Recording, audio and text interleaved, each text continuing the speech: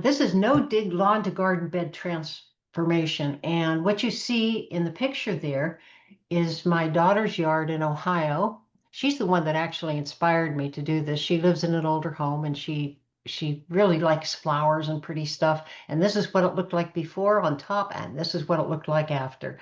It was gorgeous. She has since moved out here because she likes our climate better, and she's near her mommy.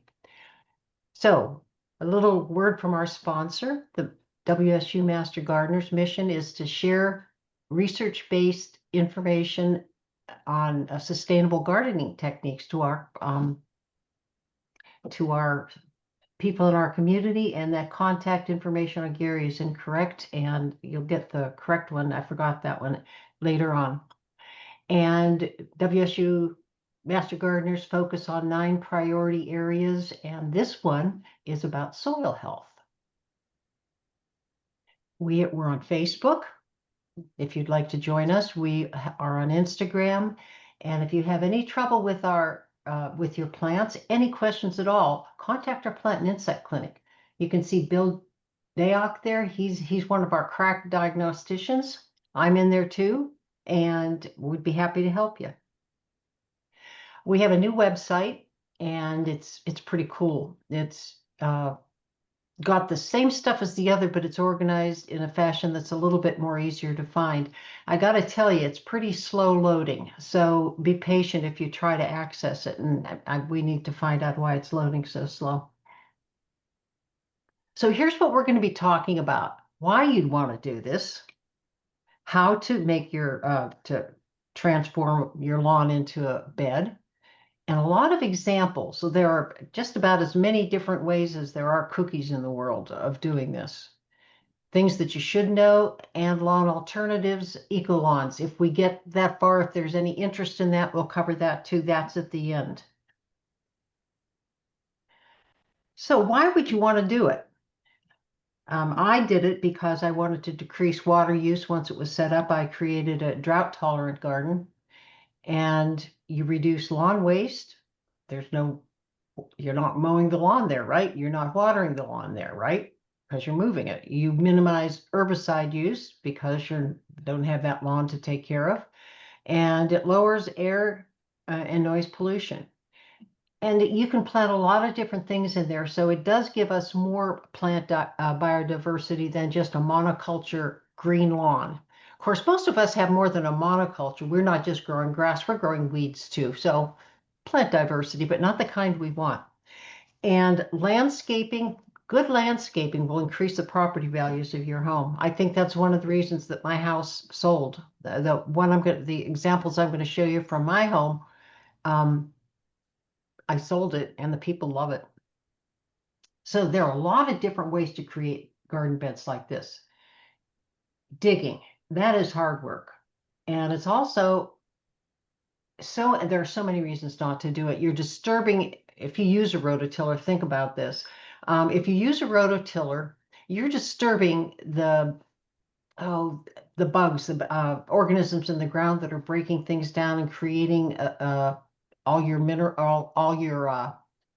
nitrogen and minerals and all the other minerals in the soil. It takes a while for them to recover because they're all at different levels of the ground. And when you're doing that, you just disturb the whole thing.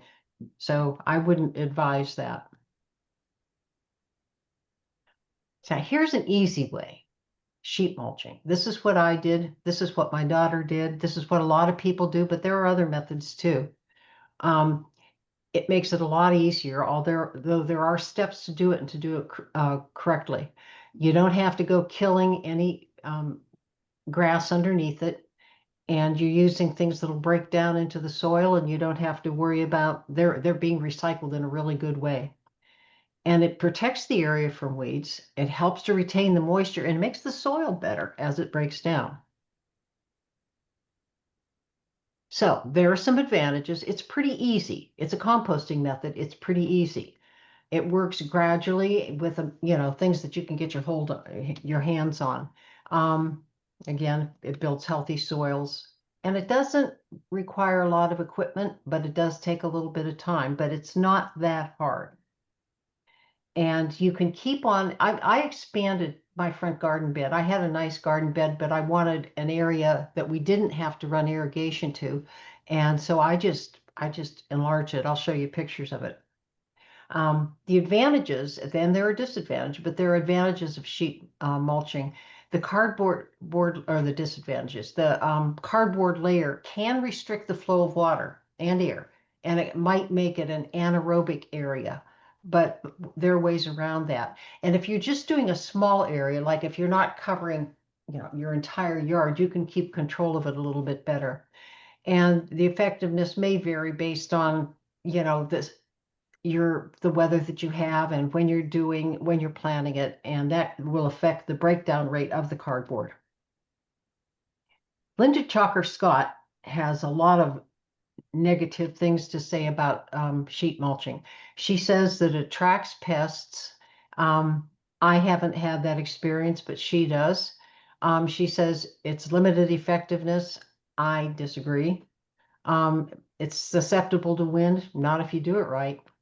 And the risk of anaerobic conditions, that can happen. I've seen people pile wet, newspapers several layers thick, lots of layers thick, and that basically creates anaerobic conditions. You can't get enough oxygen in the soil to create good soil conditions.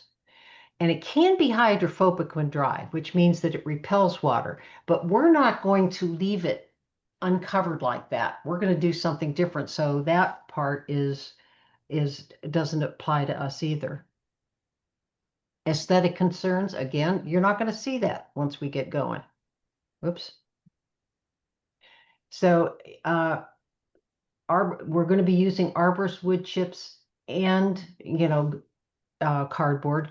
So it will actually enrich the soil, and it should take care of all the concerns that are Linda Chalker Scott is our WSU garden professor, and she gives her opinions based purely on research. And, she has to have all the different variabilities to be able to make those decisions. So what is sheet mulching? You can see how my daughter's done it. You smother the weeds with cardboard and mulch, but you first prepare the area, and we'll go into that, lay the cardboard, apply the mulch, water in between each step. And I did mine differently. There are so many different ways you can do this, so you use what you've got. This is mine. You can see how pretty that planting area is there in front of my house. We decided we wanted to enlarge the garden. Well, I decided. My husband went along with me reluctantly. And we decided that this is where it was going to be, so we outlined it.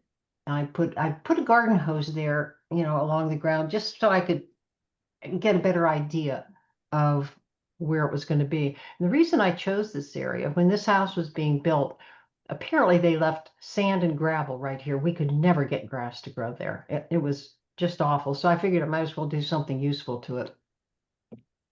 So the first thing you want to consider, what kind of a garden are you going to have? Is it going to be full sun, shade, drought tolerant, close to water? You have to decide what you want, of course. This was in full sun all the time. And so I outlined the bed area, and we cut that grass down to practically nothing, what is left of it. Then we dug a trench along here, the kind you build around your edging around your gardens. And then we popped the soil. We took a grass fork and just kind of wiggled it around down there. We didn't plow it up. We just wiggled it around down there to create holes in the ground because that was rock hard. And that helps to increase drainage and aeration as you go ahead with what you're going to be doing. And you water it. You water this very well. It took a long time for me to water this, 2 days with a sprinkler on because it was so dry and it was hydrophobic. The water would just run off. So we slowed it to a trickle, and eventually the ground got wet. Now is the time to do it. It's the best time because the rains are coming. This was midsummer, and this was not the good choice. So I'm going to put these all up. There are a lot of different places you can get cardboard. My daughter went to bike shops and Home Depot, and I don't know if they still do that, but they gave her, she had her truck and she piled all this stuff in here, came back with the nice big pieces. You can do it with smaller pieces, but it's tedious and it's just so much easier this way. Remove any tape or staples, and you want to make sure that you overlap them, because if you don't, the weeds will come through. And again, every time you put anything down, water it. You want to get that stuff really soaked. And I went along this as well with the grass fork and made little holes in it to help break down the cardboard. We tucked the edges into the trench with wood or stones, whatever we had, to make sure it kept to the outline that we had. And again, water it. Another thing you can do anytime you are using sheet mulch or anytime that you're using a lot of Arbor's wood chips, if you want that to break down, you may not want to, but if you want it to break down, add several handfuls of high nitrogen fertilizer. That will help this break down much more quickly, and that will also alleviate the possible problem of anaerobic conditions where the soil beneath it is robbed of oxygen. It breaks it down just like it would in a compost bin, except faster. So this is where this is the bed you saw before, my daughter's, and she decided she wanted to add more. And this is a shady area over here, so it's prepared. And she used different, she didn't use what I used. She used some kind of a wood mulch. It wasn't very deep, but about 6 to 8 inches. And the thing you have to be careful of, make sure you don't use grass clippings that have, had weed and feed on them, because there are herbicides on that. Not a good idea. And again, water frequently. The watering it helps the organisms to break the mulch down, which is what you want.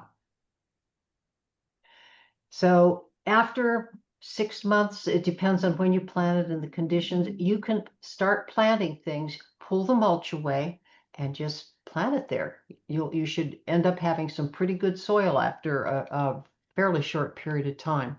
If you begin in the fall, the mulch will break down in 4 to 6 months. So you should be able to plant by spring. And it might not be completely, broken down, but you can get things started, and the roots of the plant will also help to break it down. So here's another kind. It's lasagna, which means there's, more cardboard.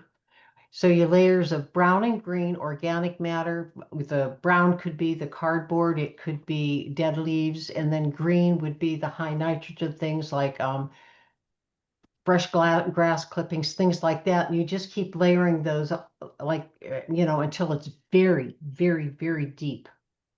And you want to get it up to, I can't remember what it is. I've never done this, but it's very high, like 24 inches. But these are some of the greens you can lay, some of the browns. 12 to 24 inches thick. This is a lot of work. If it's a small area, maybe it's not a lot of work, but if it's a larger area, it is. And that 12 to 24 inches shrinks down to practically nothing by the next year, because it's being composted. And again, water. And the best way to do this is to top it with arborist wood chips and water again. If you don't know what arborist wood chips are, those are the byproduct when the guys come around and chop down trees and they stick it into that shredder. The wood and the leaves and all that kind of stuff that comes out is arborist wood chips, and it's different than buying bark dust, because bark dust is from the bark. It's not actually from the wood. They strip the bark off. And bark is hydrophobic. The water just runs off it. That's what bark is for. It's supposed to, protect the trees. It is not a good thing to encourage composting breakdown. And the bark does not break down well because, again, it's kind of hard and firm, and it just doesn't. But the other the arborist wood chips, as they're breaking down, they add so many nutrients to the soil. Arborist wood chips are the magic ingredient to a good garden, no matter where your garden is. So again, the pile shrinks over the winter and it's ready to plant in the spring. But if you're starting it now, make sure, well, I don't think we have to worry about it. Here we have, I think, something like 2.5 inches of rain expected next week. Now would be the good time to get out there and do it because we have some fine weather. So it can take 6 months. I hurried mine along because I wanted to start planting in the fall, and I'll show you what I did. So I did this out in my backyard, and I waited about 5 months, and then in spring I started planting things. The um the cardboard wasn't completely broken down, but it was almost broken down because I dug down and looked at it. But I planted my stuff anyway, and it did really well. It went down, and the roots went through it, and it broke down the rest of it. And by the end of summer, it was all gone. Very, very nice, rich soil. When it's broken down, it's that rich, crumbly brown compost stuff, and it looks like fresh soil, and it doesn't smell bad. It smells nice. Um, when I did it, because I wanted to make sure that I could plant, I had to plant in this area because we were getting ready to sell the house. I mixed 2 to 3 inches of garden soil with the mulch so that I could make sure that I had some soil and a very quick time to be able to plant. So I'm going to talk about how I did it. You outline, edge your bed, scalp the lawn with water. Pile on 8 to 12 inches of arborist wood chips and water again. Wait for 6 months. That's it. Then you plant. So this is our office. This is our extension office. Really poor soil, very poorly taken care of. This would have been in 2021 when we took occupancy there. I mean, this looks good. We cut down all the weeds. It looked a lot worse than that. Uh, we uh, we covered it with probably 8 to 10 inches of arborist wood chips. We had some of the trucks that do the city tree cutting, and they just dropped them there, and we spread it out. So this is what it looked like in the fall of whatever year that was. I'm not sure. And then next year we planted, and this is what it looks like. The year after we planted, it is just beautiful. The mulch helped. That was so dry. That ground was so dry and so hard.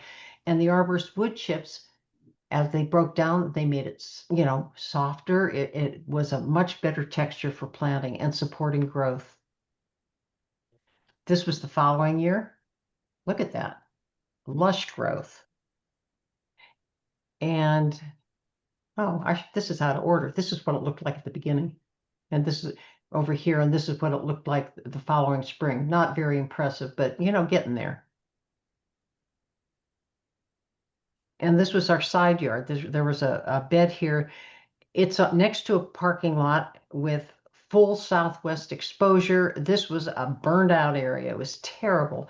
And one of our master gardeners, Jen, planted Douglas asters there, and arborist wood chips. They did very well. They've completely covered that area now. And I'm not really fond of this, but one of the other master gardeners planted the roses there. That's what her little asters looked like when she planted them, and this is what they looked like the following year. And look at it now. This was taken this summer. Isn't that beautiful? And that's from bare ground with all the arborist wood chips, and then we planted, and we keep on planting. And this is our drought tolerant bed. We've been watering the plants the first few years like you do with anything you plant. In a drought tolerant bed, you have to make sure that they're watered for at least the first 2 summers. After that, if you've chosen your flowers and plants correctly, they can pretty much take care of themselves unless there's a really, really dry, hot spell, and then you might want to supplement them with water. So this is another example of what you can do with mulch. Somebody had a brand new area to plant. Actually, this looks like mine. It could be mine, what I have in this new house. They had the soil, the native soil, and they just piled it high with arborist wood chips. And then they planted in the spring. And unfortunately, I don't have the after picture for that. So here's my daughter's picture. This is, again, the before picture that you saw at the beginning. And that's with the arborist wood chips on. Look at all that. That's her beginning there. That was next spring. Easy things to put up there. She planted the bulbs in the soil. The next year, she planted more, and it was just gorgeous. And she kept adding to it, which is why she ended up having, look at that. That was the following year. There were paths through it. It doesn't look like it, so you could walk through and enjoy every single flower she had. She even has a little water feature here in one corner of it.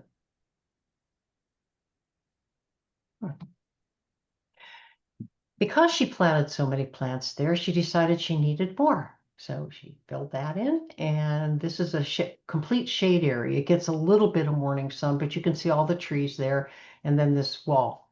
So you can do that for shade gardens as well. You can see the shade plants she has there. She's got some hostas. I'm not sure what else she had planted there, but this is in that extra little area that she created. Yeah, there we go. Hydrangeas, hostas, and some will still be here. So once she did that, she decided to move to her front lawn. Um, Nobody on this neighborhood had their devil strip. I don't know what you guys call it here, but we call it devil strip in Ohio. You're responsible for the maintenance, although it's not really your property. But she decided she wanted to try to put a drought-tolerant garden there. She didn't have any water access, so she had to hand water it for a season. And she picked extremely drought-tolerant plants for this. She tried this. She failed a couple times and finally found the right kind of plants that would go there. So this is what it looked like the following year, and then the year after that. And this is what her front devil strip looked like. People would pass by there and actually go up to her door and ask her how she did that. This is a nice neighborhood, with a lot of older homes and lots of trees. They weren't sure she didn't think anybody'd be interested, but they were. When she moved uh, this year out to the West Coast here, about 10 of these people here had their devil strips planted like this too. And that's the following year. And then her front planting bed, she did the same thing there. And I don't know if I have any later pictures of this, but it was lush and beautiful as well. Alice, Yeah. are those parking strips that they planted? Did she just do that without cardboard? She just used No, landscapers. she always used cardboard. She didn't believe me that you could just use arborist wood chips. She didn't Oh, believe me. okay.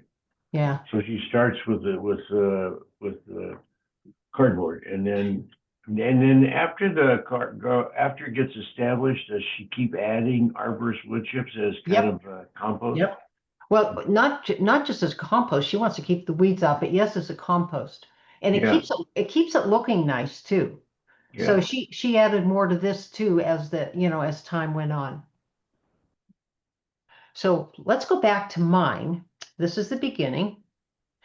And I did a combination of sheet mulch and solarizing because I did it in July, which again is not a good time, but it worked. I started on the 4th of July in 2023. And there's we didn't do a trench. My husband didn't like that idea, so he put that barrier stuff on. You can see it here. And he put it here, so it was outlined. And then we shaved that scalped all the weeds down. And I think he puts some Roundup on that. I don't know. But Roundup's not a bad thing actually because it degrades very quickly in the soil. So it wouldn't have hurt anything anyway since I wasn't going to be planting for a long time. Did you know that you can use Roundup one day on a plant and then you can plant something in the ground the next day without it affecting it? It's that quick acting. But anyway, I digress. So this was my next step. I did wiggle the grass fork around in that terrible soil there. And then I covered it with the cardboard and I went around with the grass fork and poked holes in the cardboard as well. Not a lot, but some. And then I watered it and watered it and watered it and watered it until those were really, really wet. And on the 4th of July, you can imagine how long it took, especially since it kept drying out, you know. So then we made a trip to this to I'm not sure where we went, but we got a bunch of topsoil. And again, the only reason I did this is because I wasn't able to do it over the winter time. If I was doing it over the winter time, I probably either wouldn't have gotten this much soil or might have added just a little bit on top of the cardboard.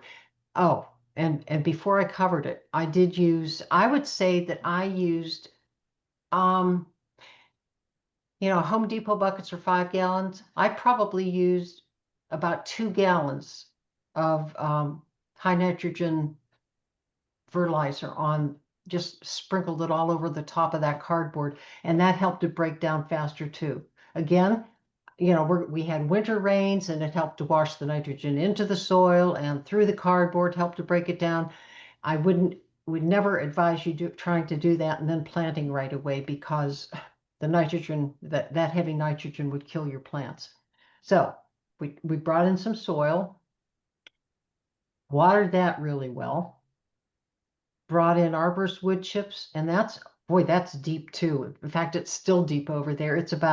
I think I put about 10 inches all over that on top of what soil we had there. And then I watered that in.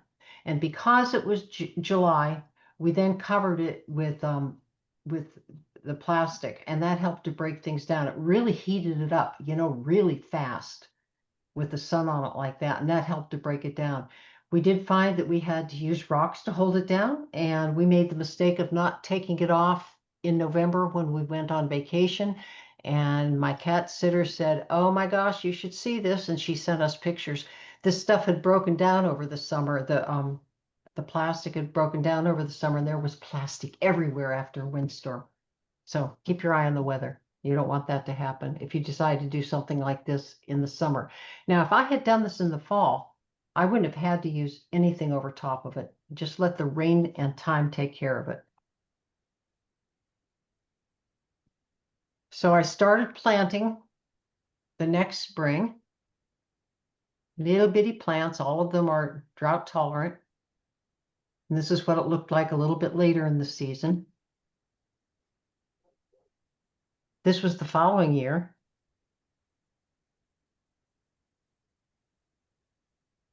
And the following year. I was going to go out and take another picture of what it looks like right now, because this house is next door to where I live. This is the new house I moved into. And this was my gardening challenge. And at some point I will share that with folks too. Where to get your plants, divide them, share them with your neighbors. My daughter used to go to all the places, the grocery stores and stuff like that had their sad plants, and got them for half price and planted them. And that's how she got her lush, expensive plants in that garden of hers. Remember though, right plant, right place. If you don't do that, you're going to set yourself up for problems. So make sure you do your research before you plant any plant, what its needs are. Does it need soil? What kind of soil, what kind of sunlight, what kind of watering needs does it have? And always plant plants with similar needs together. So if you've got a bunch of plants that really like to be watered well, I would plant them toward the edges of your planting bed, because if you're watering your lawn at all, they'll get some of that water. And then the ones that don't need as much water, plant them all together too, and you'll be able to care for them as water-wise plants. But even drought tolerant plants need to be watered during the extreme during the summer, probably for the first 2 seasons, and then during extreme hot weather. Do you guys want to hear about eco-lawns or not? This is mostly pictures, but you do? Yes? Yes. I have a question. Yes. Can I ask you a question? Absolutely. So I used the cardboard technique when I wanted to plant wildflowers Mhm. about, I don't know, a year or two ago. And so I cut the lawn it was all lawn. I cut Yeah, it down as much as I could. I laid cardboard on top of it. And then when it came time, but I didn't at the time, I did not put wood chips on it. But so I let it sit and sit and sit. And then in the spring, I planted, I took the cardboard off because I should have put down soil, but I didn't. I took the cardboard off, then planted my wildflower seeds. The first year it was great, it was wonderful, and then the next year, what happened is the grass started growing back and weeds, and then it's kind of hard to tell the difference between little baby wildflowers and grass and weeds. So now what I'm having trouble with is, the grass and the weeds get in there. The wildflowers are doing well, I was told by the company that sold me the wildflower seeds not to lay cardboard again and do that because I have perennials in there that I want to come back. right. So, what advice do you have for the grass and the weeds that are in my wildflower bed? Well, the thing is, you're trying to create a meadow. And one Yes. of the problems with creating a meadow is that when you've got to be patient and you've got to be on it. The first couple years, after you've tried to get all the weeds down, you're going to have everything come back. It's the way it is. And if you can't go out there, the only thing I can say is go out there at the first couple years. It is painstaking. There's no easy answer. If get There are books out there on meadowscaping, creating meadows that are made for people like us who don't want all the, science behind it. You just want to know how to do it. And they'll give you some tips, and that's beyond mine. But I do know that you're always going to have that trouble. And you Okay. will always have that trouble until or unless your plants get big enough you know, to survive on their own. What we did at the office there, remember the office, we had beds of wildflowers. We covered everything with arborist wood chips. If we had plants there, perennials that we wanted there, we left them uncovered. We kind of made an area around it. And then we would clear areas like 4 by 6 areas and plant the seeds there. We would go over and make another island where there was, the soil was there and we planted the seeds there. And they're gradually enlarging by themselves. I don't know if that would help you at this point or Yeah. not. Well, and I'd like to plant more seeds, but there's no soil visible. It's all covered in wildflowers and grass and whatever, and so there's Yeah. no yeah, I would like to plant more seeds. I almost feel like maybe I should start over and I don't know. We'll see. But Yeah, yeah, I I don't know. have I would because I'm lazy, but I know that this is a known problem. So yeah, okay. sorry. Yeah. Okay. Oh, and also I wanted to ask you about your wood chips. Did you get a chip drop or did you pay for chips or Oh what how no, where do it was a chip drop. Okay. What And is it? there's One eight also, hundred. I don't know if people know that you can get free chips at Roy Morse Park. Yes, we get ours from out in Longview, out in West Longview. Roy Morse Park they pile big piles of them, but you have to have a truck and a strong back or young people who like to do that. And I've done it myself, and Yeah. it's a lot of work, but it's great stuff.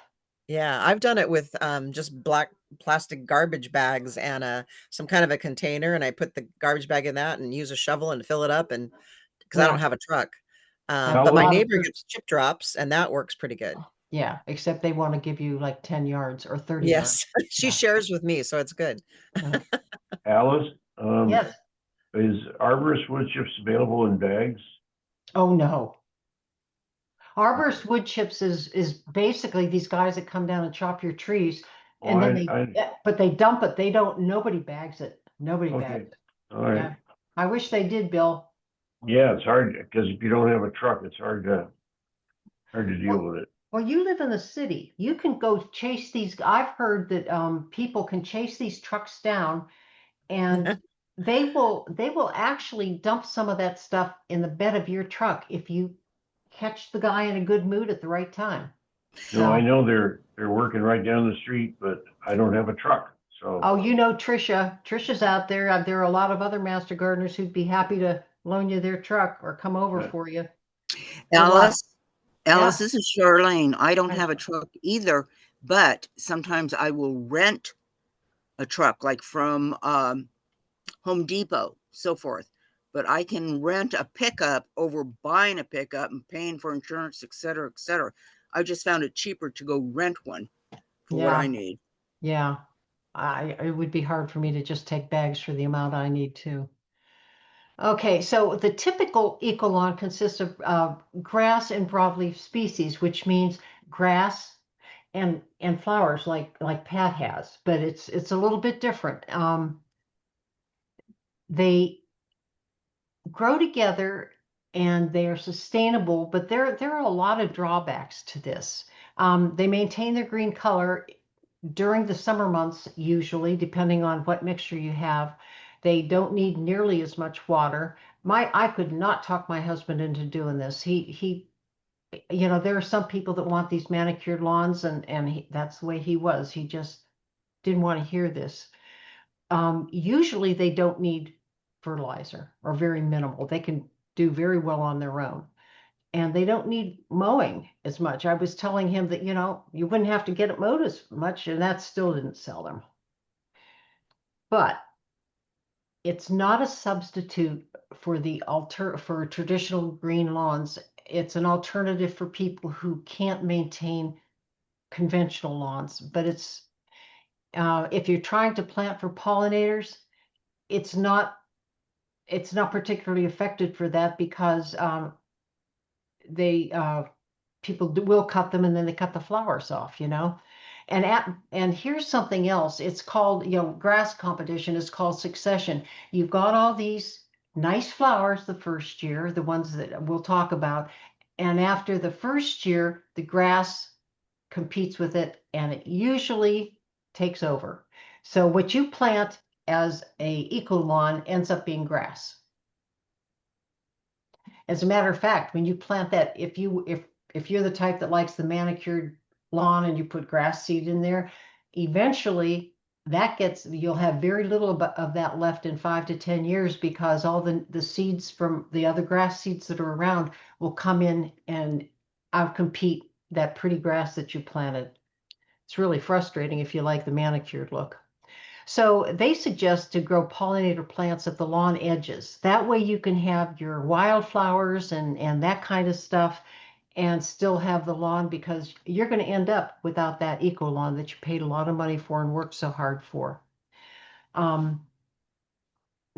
It depends on what you wanted your outcome to be. If you thought you were going to see all those plants that they show in the pictures, you're going to be disappointed. If you want something that stays green all winter, because the kind of grasses that do come up are green all summer, then you may be happy with it. So here's all the pretty grasses they show. This turns into grass. You can see the grass there. It's going to outcompete that within a short period of time. But these are some of the mixes that are sold by ptlawnseed.com. They're in Portland. If you're interested in seeing what they have and talking to them, then go to their website. It's quite impressive, actually. So are any of these like clover, planting clover? Yes, some Okay. are. Well, So see, clover won't grass will overtake the clover eventually too? depends how much clover you plant. I know the can't talk. The clover takes over my grass. And I know one of our master gardeners is throwing clover seed out in his lawn, and he says it's starting to come up now, and his grass is moving out. So we don't know what it'll be in the long run. Hmm. So here's some choices for an eco lawn, and it is grass, but it's a dwarf perennial ryegrass and fescue. They're not aggressive and they stay green in the winter, but they will go dormant in the summer. But they don't need nearly as much water. Yarrow, if you know what that is, and I've got pictures of it, it's drought resistant. It stays green in the summer, but it can get invasive at the edges of whatever your planting bed is. But it's really, really good for pollinators if you let it flower. But if you let it flower, it's going to be a little bit tall, and it's not, you'll see the flowers, you're not going to see the green. It depends on what you want. The clover, as we know, is nitrogen fixing. It actually takes nitrogen from the air and takes it down to their roots and puts it into the soil. It's drought tolerant, as you can tell if you have a dormant lawn. The only thing alive in it, or green in it, is the clover. And some mixes add the other flowering plants like microclover, English daisy, chamomile, and alyssum, but those won't last. The dwarf tall fescue blends like water warden, they look like lawns, but they don't need nearly as much water. And I'll show you one of those in a moment. This is first year for this Fleur de Lawn mix that they sell. And you can see there's not much grass there, but eventually the grass will overtake it. See what it looks like? It's not a good picture, but you can see the grass in it. That's what yarrow looks like. I know you've seen this in your lawns. Alice, Yeah. just a real quick, I have yarrow in my accidentally, but it's there. And if you just run over it with the lawnmower a few times, it will start to flower at about 2 or 3 inches. Right. So you can manipulate it to work instead of being 3 feet tall. Right, you can, but then your lawn's not green. So, like, again, it's what you want. I personally would think that would be very cool to have little white flowers in my lawn. But if somebody wants a green lawn, but it does stay green. The foliage stays green all summer, which is good too. Yeah, it's the only part of my lawn that was green this summer in Spokane. Oh, not mine. Mine's clover, but I'm glad yarrow works for you. So, but yarrow is your water indicator if you have it in your mix, because if it wilts, your eco lawn definitely needs water. So if Alice, you do you put this on the seed on just an existing lawn, or do you have to No. till the whole lawn? you have to start from fresh. Yeah. Yeah, it's work. Okay, mowing frequency correlates with how much you water. Obviously, the more you water, faster it grows, just like a regular lawn. Okay, we talked about that. You cannot use weed and feed on an eco lawn because all of those little plants like clover, although it's somewhat resistant to clover and yarrow and some of the little daisies, those are broadleaf plants, and herbicide, the weed and feed, will kill them. Okay. So this is the water warden blend, and I just wanted to give you there are things like this at Home Depot too. They'll say water wise or water miser or something like that.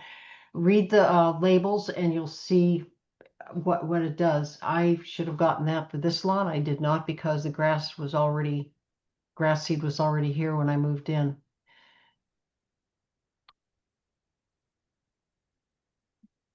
And they have the different formulations for where you live, and this is one of them here.